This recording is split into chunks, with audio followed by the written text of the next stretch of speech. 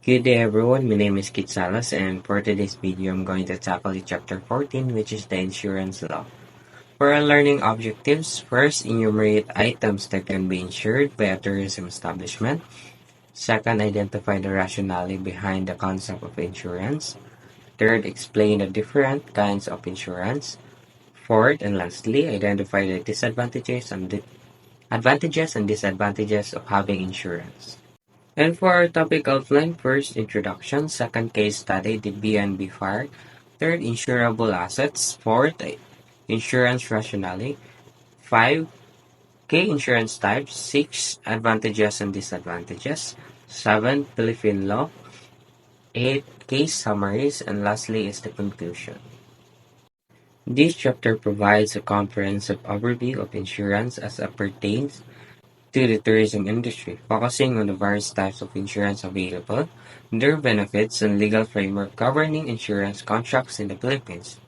First, the case of the BNB Company. For the key point, insurance plays a critical role in safeguarding tourism businesses from various risks, including both intentional and unintentional loss.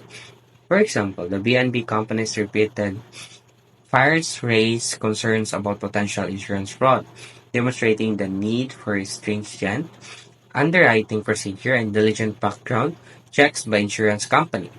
Number 2. Insurance for tourism establishment. Key point. Tourism establishment can insure a wide range of assets and potential risks, ensuring protection for their investment and operations. Example, buildings, hotel, resorts, restaurant, entertainment venues, and etc. Furniture and equipment, interior furnishings, kitchen appliances, IT system, recreational equipment, inventory, food supplies, beverages, merchandise. Liability coverage for accidents or injuries occurring on property, negligence claims. Business interruption, protection against loss of income due to unforeseen events such as fire, natural disaster, or pandemics.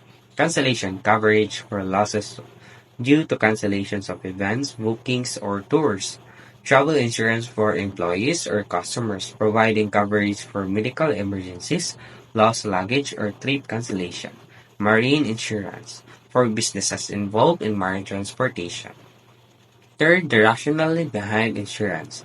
K-Point Insurance operate on the principle of risk pooling and shared contributes, creating a system of financial protection for insured parties. Explanation Insurance operates on the principle of risk transfer. Individuals or businesses pay premiums to an insurance company, forming a collective pool of funds. When an insurance party experiences a loss, they are compensated from this pool, spreading the risk over a larger group. This mechanism helps to mitigate financial burdens of protection individuals and businesses from catastrophic losses. For example, a hotel owner pays premiums for fire insurance. If a fire damages the hotel, the insurance company compensates for the loss from the pooled premiums. Number 4. Different types of insurance.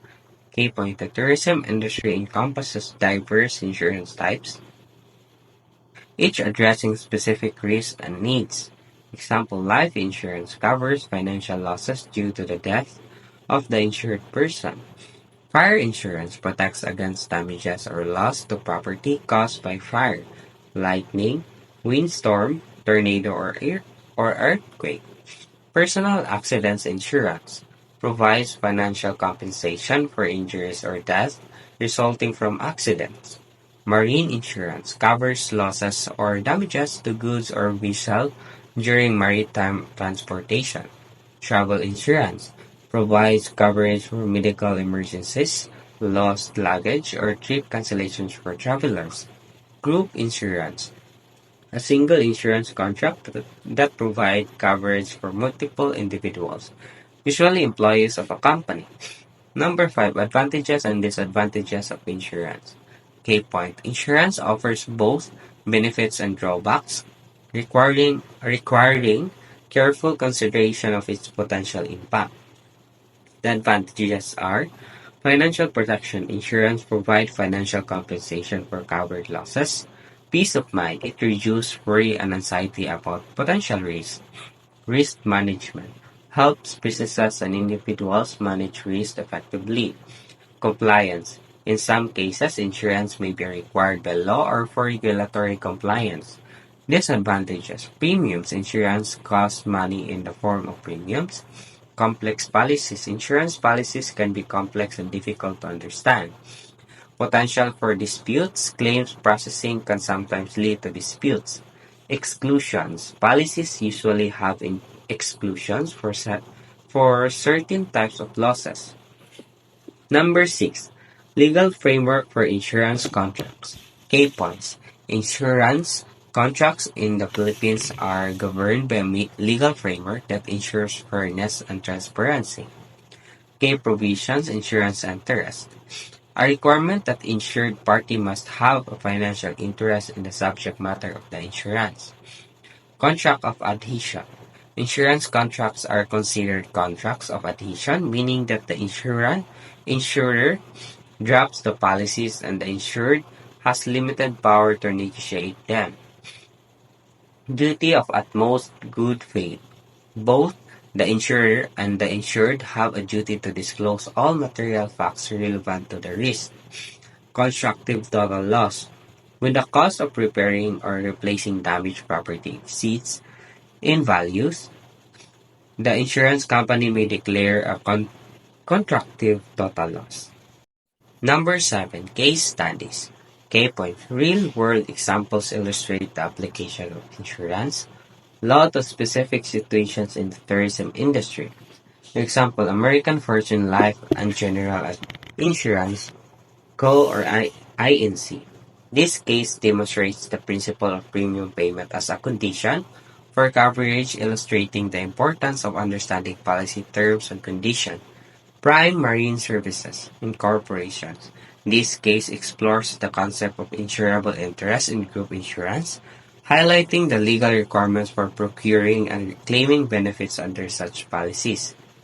Kowatik Singh versus Honorable Court of Appeals. This case involves an all-risk insurance policy illustrating the scope of coverage and the burden of proof an insurance company.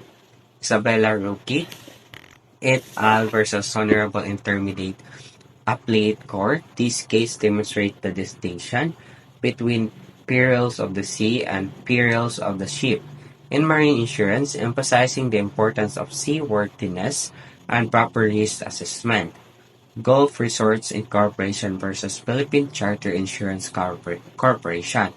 This case examines the concept of earthquake shock coverage in fire insurance policies, illustrating the need for clearly defined terms and premiums for specific risks.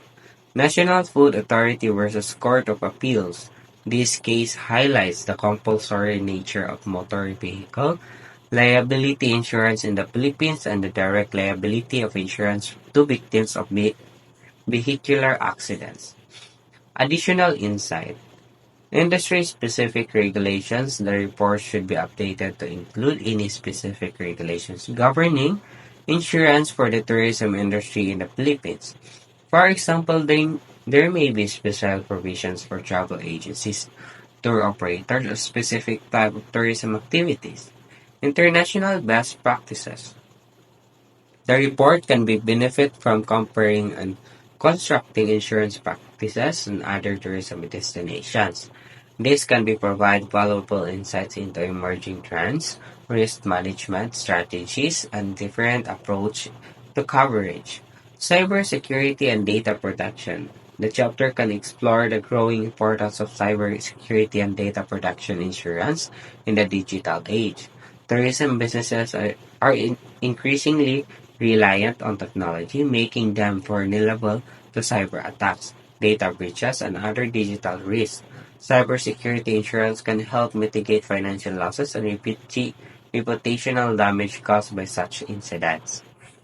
Environmental risk. The report could discuss the importance of environmental risk insurance, particularly for businesses operating in areas prone to natural disasters, such as earthquakes, typhoons, or floods. Emerging trends. The chapter should include discussion on emerging trends in insurance, such as parametric insurance, where payouts are based on predefined triggers, microinsurance for smaller tourism businesses, and the increasing use of technology in insurance claim processing and risk assessment. Conclusion: this chapter has explored the multifaceted world of insurance in the tourism industry. Understanding the legal framework, different types of insurance, and potential risks is essential for tourism businesses and individuals to protect their interests and manage financial exposures. By navigating the complexities of insurance contracts, adopting best practices, and staying informed about legal developments, stakeholders can mitigate risk, ensure stability, and contribute to the growth of the tourism sectors. So that would be all for my discussion, and I hope you learned something from what I have tackled. And if you don't mind, excuse my voice because I have a flu. And yeah, that's why my voice is not clear and loud. And thank you for listening, and I hope you learned something. God bless us all, and stay safe. Mabuhay.